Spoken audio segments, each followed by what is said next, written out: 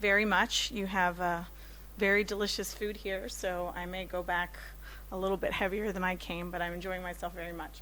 So let's talk a little bit about the importance of professional training. So I was working as a negotiation and conflict resolution specialist in Venezuela, where I did a lot of training for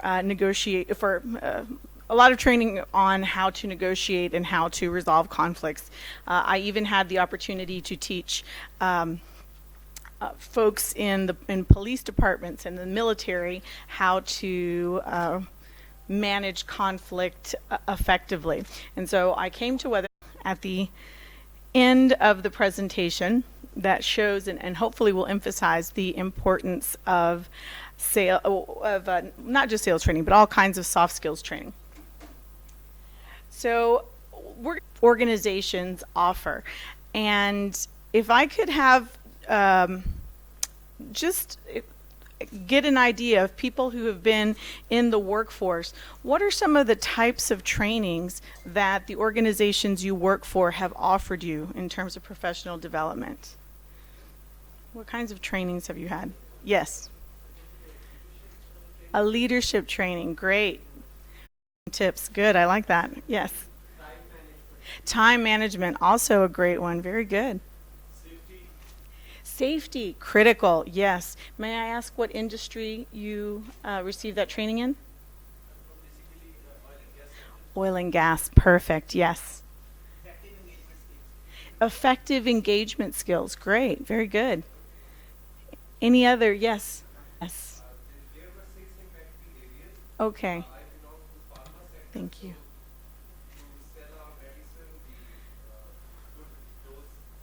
Oh, very good, great. All right.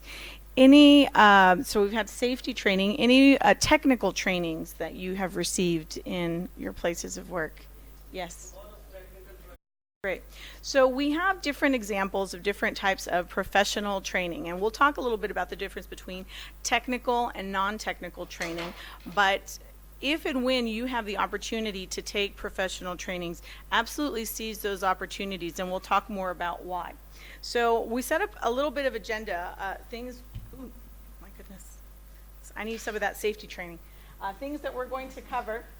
We're going to talk about some of the challenges that are currently facing. And we're going to talk about some of the personal benefits of that, of developing yourself professionally and taking those trainings, and then the benefits for the organizations as well.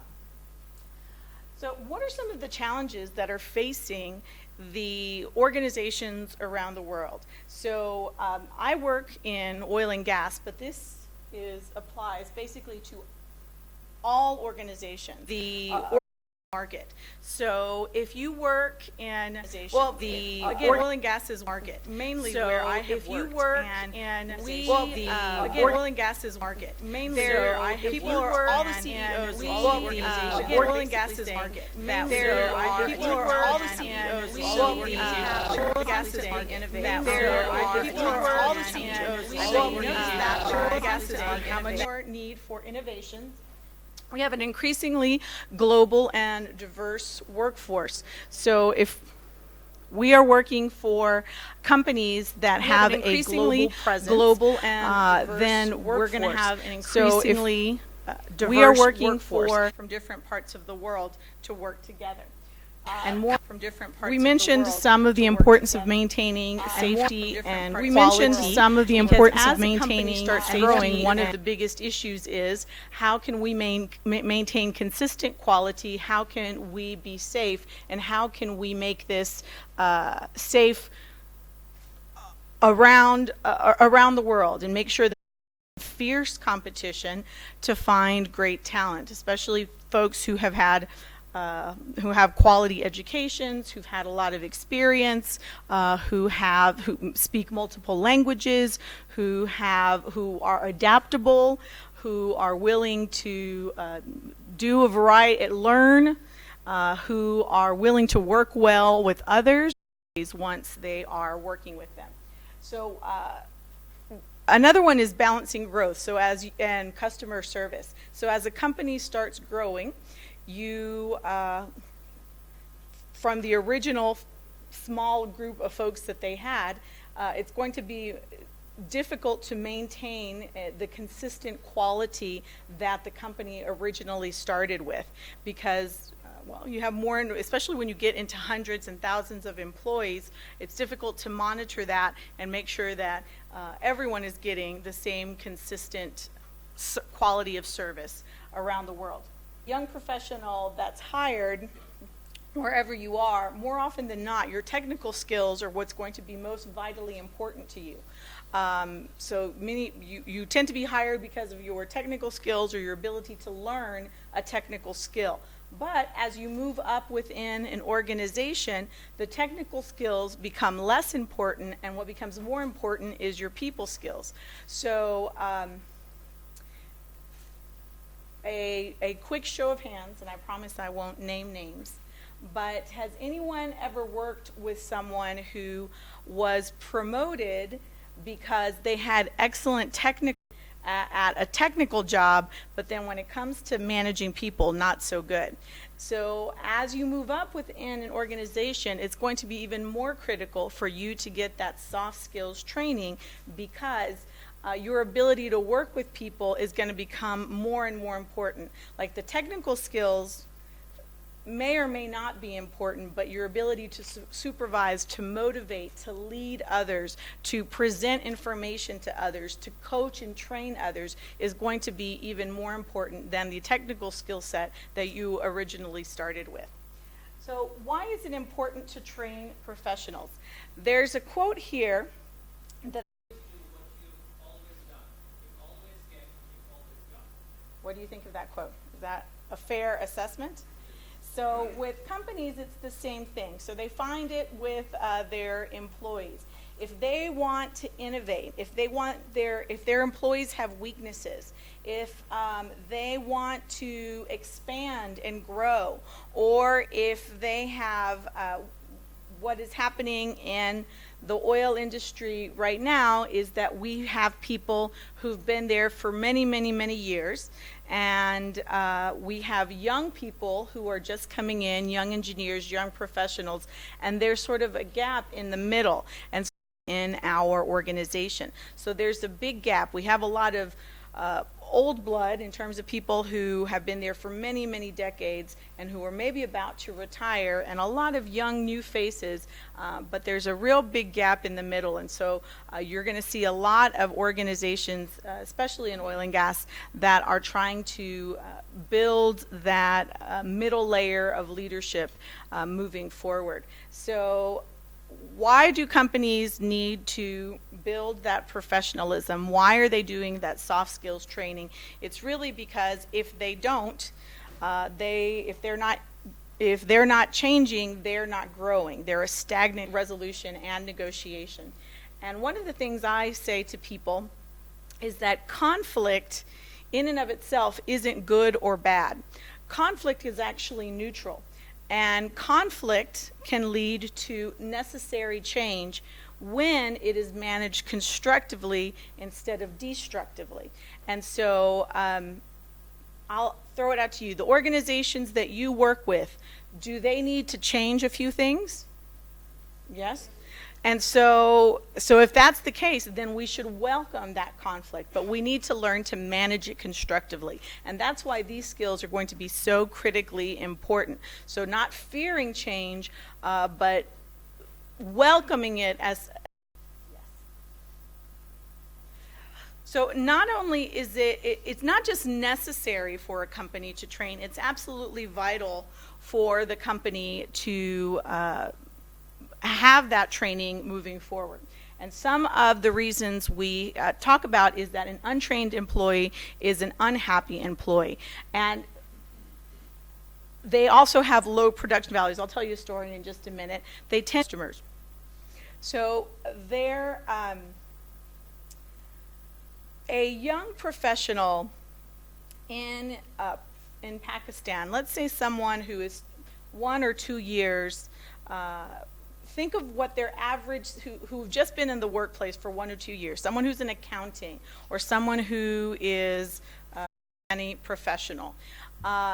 So there's research that shows that if that young professional who's been in the market or who's been working for 2, maybe 5 years maximum, if they were to get another job offer that gave them a 5% raise, they are likely to say no the organization. So this is important for people who are in HR or people who are in management roles, because for them it's not that money is not important. Of course money is important, but they are less likely to say yes to raises if they feel that the organization is invested in their growth and in their training and in their own. Becomes less important if the company demonstrates that that they're investing in the growth of that employee.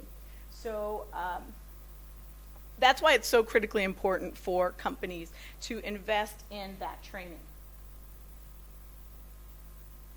So specifically, my company, Weatherford, why do they and I think that's the case for many companies as well, but specifically our company, we have made a real strong emphasis in wanting to increase our revenue by improving our sales training, and we have actually found that a great benefit for our customers is when we are able to provide processes. So we have found, Weatherford, that when we give our employees training opportunities, it helps improve performance, it helps improve satisfaction and morale. And so let's talk about why it helps improve satisfaction and morale. So we have, whenever we start, and a culture moment is something that reinforces how we are building morale within the organization.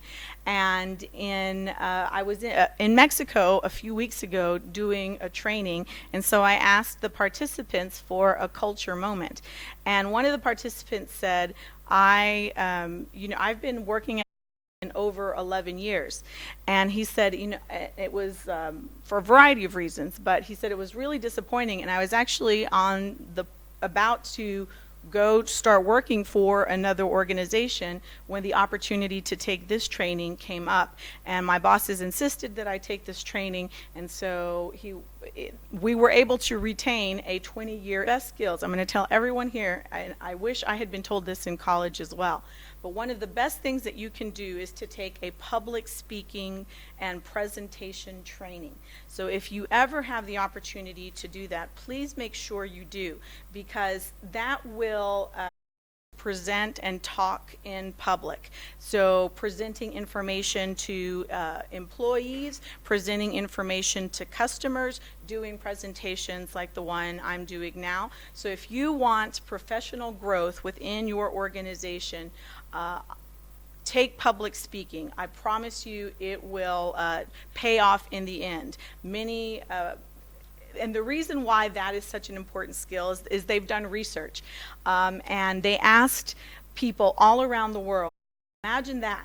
So if you are able to take a public speaking and presentations course, and you're able to do that, that's going to make you look very good in front of the people and make you be considered for leadership positions in the future. So classes at your university or public speaking classes, if you take them within your organization, when they provide them, they're going to teach you the specific way that if it scares you.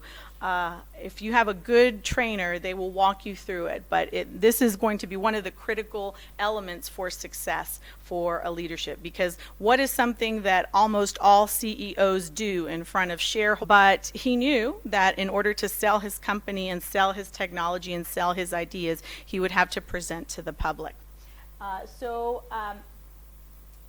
Again, for Weatherford, why it's so important. Or if someone is very good technically but doesn't have such great people skills, that is something that can be taught as well. Or like I said, maybe they don't do very well in presentation that I train in. We were getting trainers in different countries to do the sales training for us. And what it did was create huge inconsistencies, because some training was better than others. Weatherford, Pakistan is very different than negotiating or working with Weatherford, Australia. And so we wanted to create consistency so that we had the same customer experience. One of the things that you can do is teach creativity. Employees tend to be happier, as we talked about earlier. I gave you the example of our colleague in Mexico, and it helps our company maintain a good reputation. And that is a big way to bring in engineers, which is critically important for our success moving forward. So it as an organization. So let's talk about some of the differences between technical and non-technical training. The technical skills is where you're learning a specific task or specific tool, how to operate a tool, or the safety processes and procedures around working in a particular environment. And the non-technical or the business skills or the soft skills, which are basically the same thing, is they're changing a behavior, presentation skills I referred to, or customer service, as some of you mentioned earlier. So what are the benefits of professional development training for the individual? So as we talked about, better morale. If your company is training you, it feels like they ask, are you motivated? Are you happy in your job? It tends to be highest after they have received a raise, obviously, or after they have done a training. So the evidence on this is pretty clear that it does technologies a lot faster by learning and receiving this type of training. Employees tend to leave a lot less if they feel that they are getting the training and professional growth opportunities where they are. So if it also helps when we are it's an American saying, the rubber meets the road. So you talk the talk and you walk the walk. Otherwise, employees don't really believe that their leadership is concerned. So if we are learning about different cultures, for example, you don't want to commit cultural faux pas if you're moving to a new country. Keep employees, because people tend, if they're being harassed, they tend to go somewhere else. And it also helps reduce legal costs, because at least in the U.S. we have a culture where people go to court and sue a lot of others. Maybe you've seen the legal shows about the United States. Providing greater productivity, you have uniform procedures across the board. Then you don't have to be supervised. So show of hands, who here likes to be micro? If the bosses empower you to make decisions on your own, it helps them focus on other things like strategic. So when you are at a job putting out fires, you're dealing with only the immediate situation. And if you are in a leadership role, you need to be thinking visionary. You need to be thinking, use that mental energy to take care, to think about those strategic plans, to create that vision, to start thinking about how you can grow the company. So this actually helps the employees, but not to do the employee's job, because if they did the employee's job, why would they need the employee, right? So another thing, it creates a systematic imparting of skills, so it makes it consistent, and especially if you have a global or a large company, you want it to be systematic and repetitive. And finally, you have an inventory of skills. So if you need someone who knows how to do Excel, or someone who knows that, you don't have to hire someone outside of the organization to do it. And then it also helps the employees, because it makes them more marketable, or makes them more eligible to get promotions and raises in their job if they're building their skill set too. Yes? So we're going to do an activity, and I brought these. So I'm going to need to get teams of, they're actually divided up into teams of 5. And then we need to create like little circles. So this, okay. So those are 5 people in one group. 5 people? 5 groups. We need to have 5 groups. 5 groups, one in one group, there should be 5 to 6.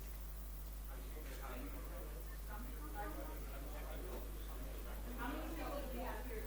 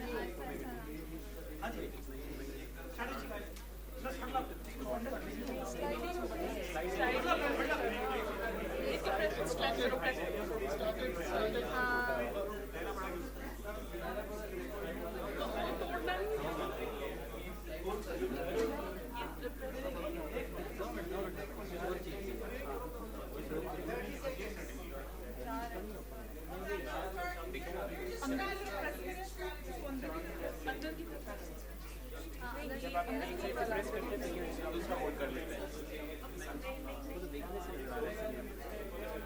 time. So now the first 30 seconds for you to open the first person. So they tries for 30 seconds. Ready? 15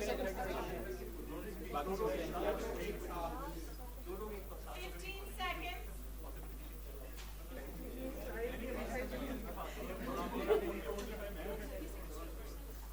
Per person. 30 seconds per person. 5. Okay, hand it to the person on the right. Now you have 30 seconds starting now. No speaking. Seconds.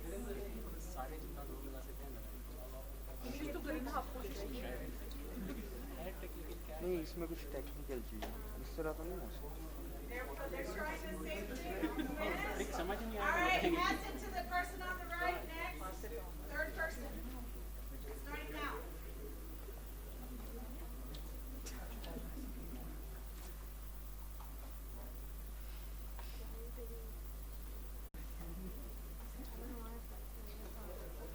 Okay, pass it to the next person.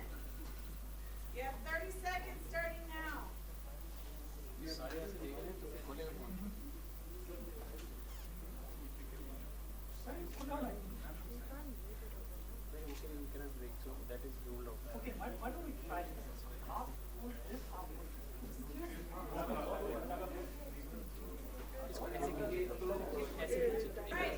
Alright, so I'll give you a little bit of a hint. So you don't throw it on the ground, please don't break it. But you can tap it hard, you can knock it hard if you need to, okay? 15 seconds.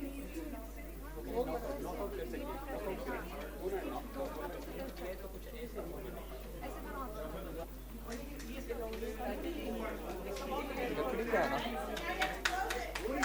Alright. Figure out how to close it.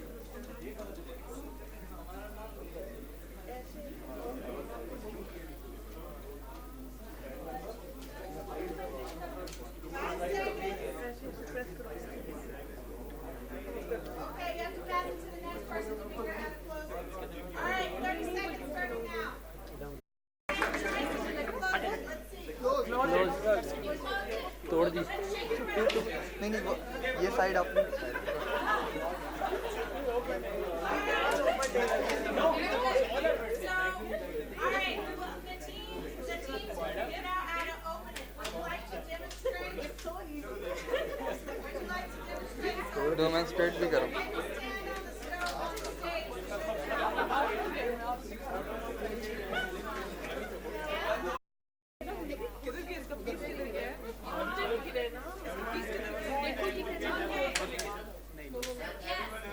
फिर अच्छा होगा Yes, we did it. Yes. दिखाओ वो side में दिखाओ नीचे जाना दिखाओ नीचे जाके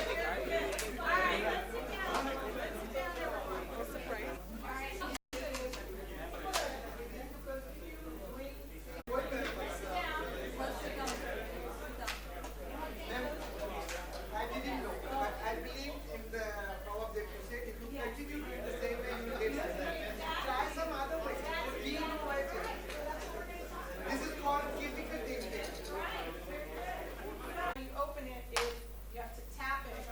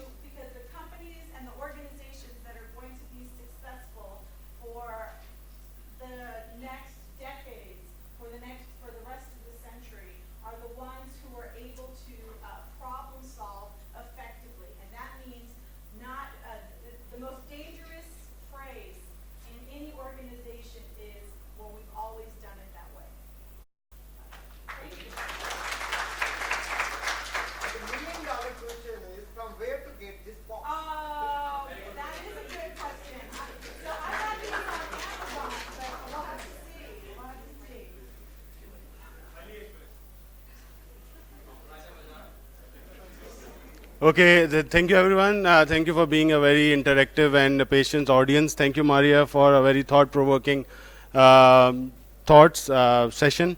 Now the floor is open for any question and answer. To me, people management is the most crucial and most sensitive task for the manager in this regard. You are a trainer since so many years. I want to ask what kind of characteristics a manager must have to deal efficiently with all of the people's diversified people. So, what is your point of view? So, if I'm understanding correctly, what is the most critical skill for a leader and a manager to be able to have? So, I tell this to managers all over, um, especially for managers. Many people think as you start becoming a leader within an organization, listen twice as much as we talk. And why is it so critical, do you think, for leaders to become even better listeners as they move up within the organization? I'll throw out that question to you. Why do you think that's so important? Why do leaders need to listen more? The better information you have, better decision you can make. Yes. Absolutely. If you're listening to your employees are the ones that are on the front line. They're the ones who are getting the most immediate information. So if you're listening to them and you're really in tune in the public sector as well. So our citizens were our customers and we need to pay attention to what their needs are. So did that answer the question? The most critical skill is being able to listen to your employees. So I've got a couple of questions. Yes. I've heard that the average CEO reads only 2 books. I think I'm not sure if it's a year or a month, but like you're saying that you should speak less and listen more. Yeah. Reading is another aspect of it. You're absolutely right. Yeah. So, if any, there's a book by Malcolm Gladwell. It's called Outliers. And I recommend all of his books. But he said the reason why, for example, Bill Gates was so successful is he would ride his bicycle in the middle of the night to the university where his dad worked to use the computers when no one else was in the computer lab. So part of Bill Gates' success was that he just started his 10,000 hours before everyone else did. So when we talk about building a leadership skill set, it means reading, it means practicing, it means taking professional development training so that you can start building on your 10,000. Building a good trainer or a leader like as you are was that. That's a great question. And if you start volunteering as a trainer wherever you are, if you have, or let people know at your job that you are interested in providing training in a particular technical skill that you have. And it comes with practice and learning, and you can read about, you start volunteering for those roles, then you are making, your leadership is going to know that you are more available to do trainings, and that is, in addition to public speaking, being able to train is also a skill set that is going to help you develop professionally, because you see a ton of people, and people think training is easy many times, but it really isn't. Or teaching a skill at a school, or teaching something at your job that you can or do. In oil and gas, we have things called lunch and learns, where you teach a subject for an hour and people bring in their lunch while they take the classroom. So volunteer every time you can, so you start developing the skill set, and then people will notice you and make that offer you opportunities. So we have one over here, and then I think over there. It's a simple question. What's the role of T&A in professional development, and who should initiate it, and how often it should be done? Needs are, yes, because we do that before all of the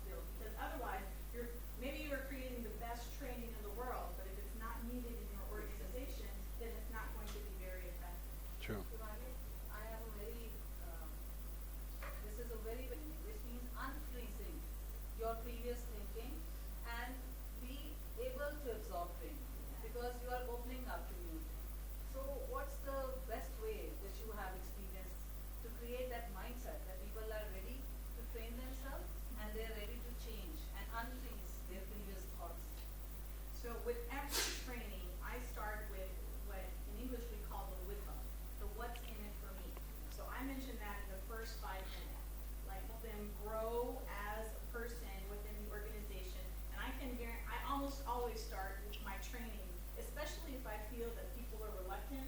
I will say, who here likes to make more money? Everyone agrees. And so I say, well, so let's talk about how learning this skill can translate into helping you, get promotions or helps you position yourself. What's in it for them?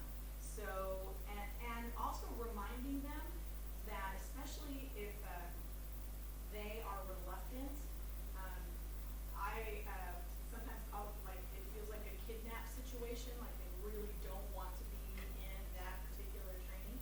So one thing I do is I almost, especially with adults, I always remind them it is your choice to be here. It is your choice to be here. So, and then I ask them what their expectation is. What would you like to learn that would make this a good use of your time? We did that in our training. And then at the end of class, I say, okay, so tell me what you learned to cover that expectation. So, because I don't want to waste your time. And if you do feel it's a waste of your time, then, you're free to leave because we're all adults.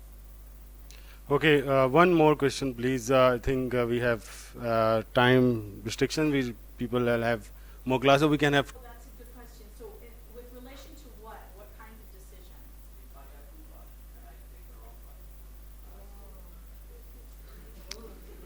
Philosophical question. That's a philosophical question, yes. So I'm a person who really believes in your gut, in your instinct. And not because I don't believe in logic and rationale, but I think your gut feeling, if you know what I mean by a gut feeling, that gut feeling is just your brain, the subconscious part of your brain helping you come up with that decision.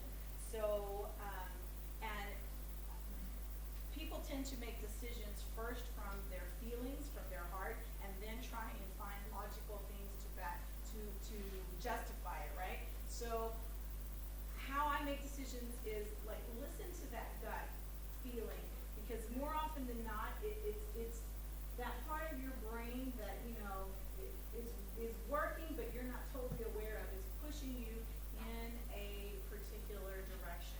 And one of the best things I tell people to do is to sleep on it, because write down what it is that you are thinking. Because let's be honest, no decision is going to be 100% correct, and no decision is going to be 100% wrong. So most of the time, it's just your gut feeling. That listen to that, because that usually pushes you in the right direction. Okay, one last question, Saeed. Thank you. I just have a very quick question regarding the training and development area. I'm heading a training and development division. So one of the biggest challenge I can ever face is how to 25 people. I believe 74% are physically over there, but mentally they are somewhere else. So if we, either you go for interactive dialogues, discussion, you try to get their attention, you choose different tools, techniques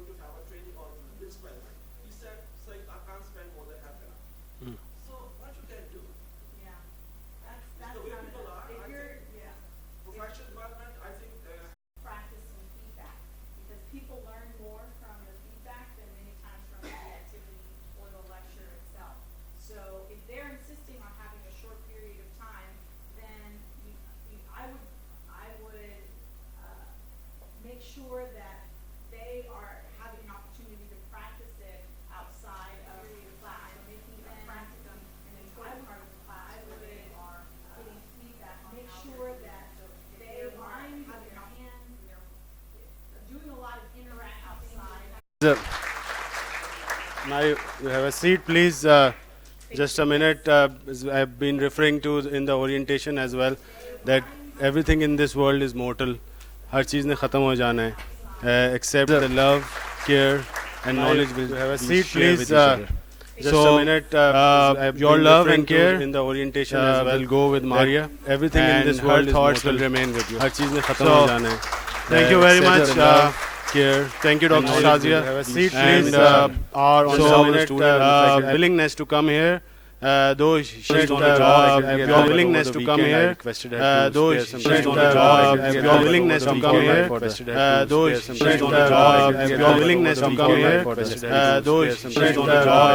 willingness to come here, though your willingness to come here. So after the shield presentation, willingness to come here, and one group photo outside. So do bear with us. So after the shield presentation, willingness to come here, and one group photo outside. So do bear with us. So after the shield presentation, willingness to come here, and one group photo outside. So do bear with us. So after the shield presentation, willingness to come here, to the mood of listening to that because they think that it's our own experience. But willingness to come here, trainer, the mood of listening to that because they think that it's our own whatever we are also willingness to come here, trainer, the mood of listening to that because they think that it's our own whatever we are also willingness to come here,